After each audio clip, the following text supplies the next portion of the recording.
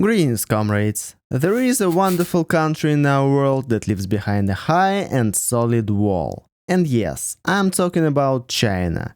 But no, I'm not talking about the Great Wall of China. I'm talking about a different wall. A wall that you cannot touch, but it's a wall you can feel as soon as you get to China and try to visit your favorite YouTube, or Facebook, or Twitter, or Instagram, or 100 other Western websites.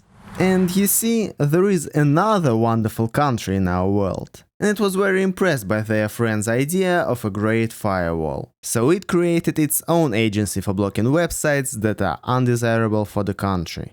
Today's video will be about Roskomnadzor and its eternal, but not always successful fight against the corrupting influence of the Western Internet.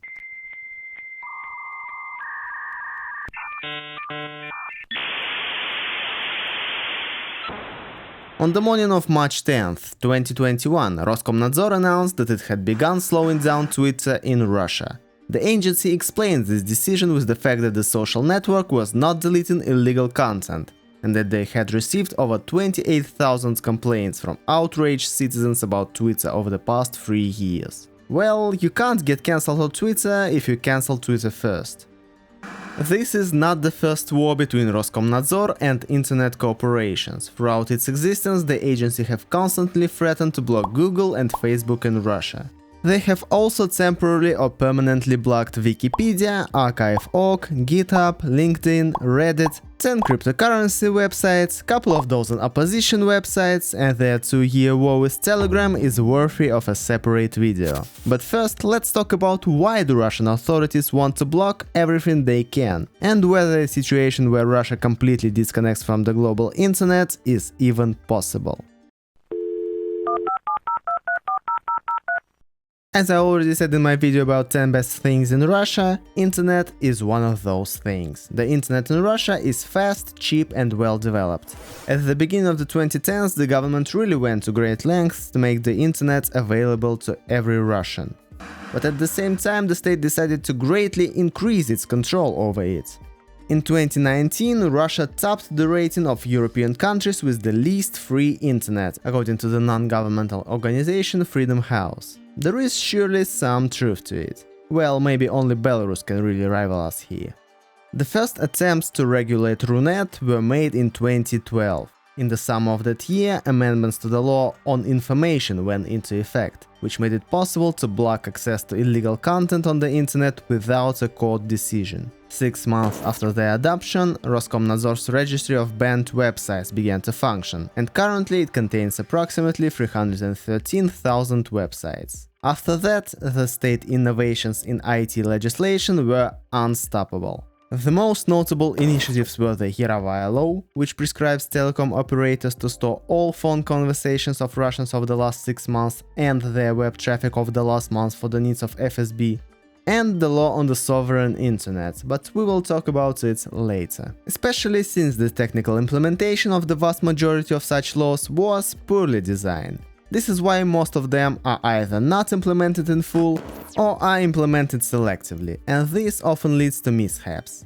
Once again, I cannot help but remember the saying of Pyotr Vyazemsky: the severity of Russian laws is compensated by the non-binding nature of their implementation. Nevertheless, in my humble opinion, this is precisely the biggest problem here. In fact, Roskomnadzor has no clear guidelines as to what website it must block and what it must not. It can block an absolutely harmless page in Russia at the will of its left heel, or it can turn a blind eye to truly dangerous content for years. Not to mention the fact that Roskomnadzor is beginning to be used as a tool against political rivals. It was already used in the past to block some of the opposition websites. So far, they've been blocked for formally valid reasons, such as illegal online agitation or calls for unauthorized protests.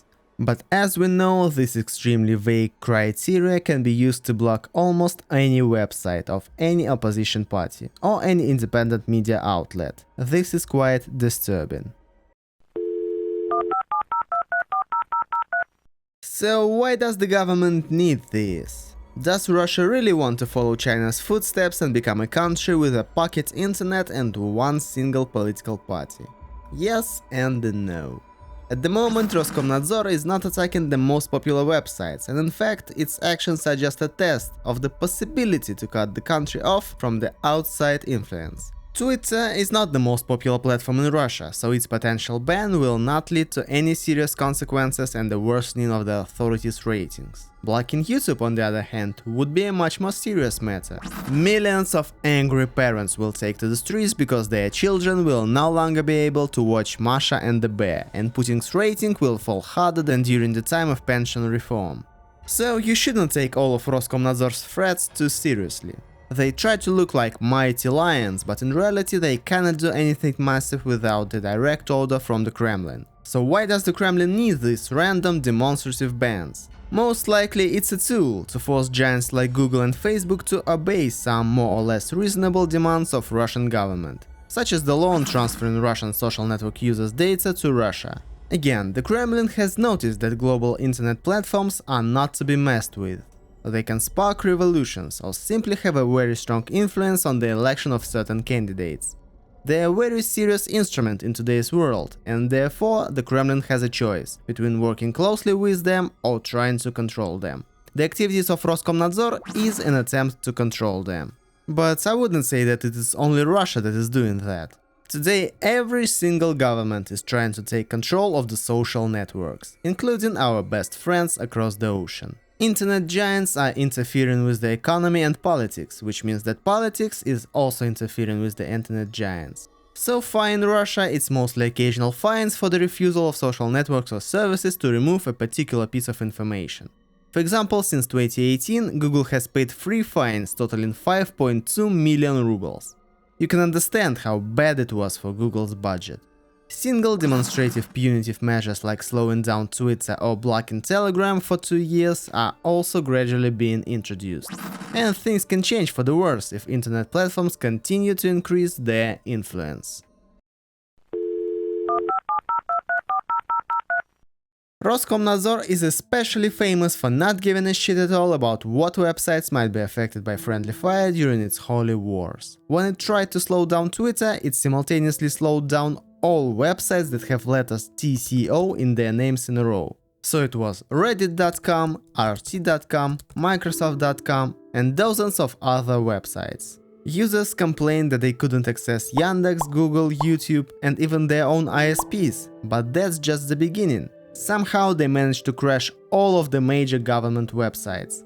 Users couldn't access the websites of the Kremlin, the government, the State Duma and the Federal Council, the Ministry of Economic Development, the Ministry of Industry and Trade, the Investigative Committee and Roskomnadzor itself. And all of this for the sacred goal of slowing down Twitter's shitposting. We went through the same thing in 2018. Back then, during the fight against Telegram, Roskomnadzor simply blocked all IP addresses that could theoretically be used by Telegram. That is, several million addresses used by Google, Amazon, PlayStation and a bunch of other major services. Needless to say, Telegram was working perfectly fine the whole time. This is why I personally don't really think that Russia can ever be completely cut off from the internet. Yes, in 2019 Russia passed a law on the sovereign internet. Its introduction has been discussed since 2016 against the backdrop of deteriorating relations between Russia, the US and EU. The law calls for the creation of our own national system for routing internet traffic, centralized web management tools, etc, etc. Theoretically, Russia can build its own internet. I'm gonna go build my own theme park! But first, it will cost a gigantic amount of money. We will have to sell all of our gold reserves for this. And you know, if the same people who are in charge of blocking the internet will be in charge of building it, I don't think they are going to get anywhere. In general, most likely this law was passed just as another tool to strengthen control over the internet and tighten censorship in the country, not for anything else. So have no fear, you will still be able to enjoy my wonderful videos. What else would you need from Russia? Well, maybe some cat videos? Oh, and dashcam videos, of course. Yeah, that's pretty much it. You won't need anything else. Then see you next time, if Roskomnadzor doesn't get to me first.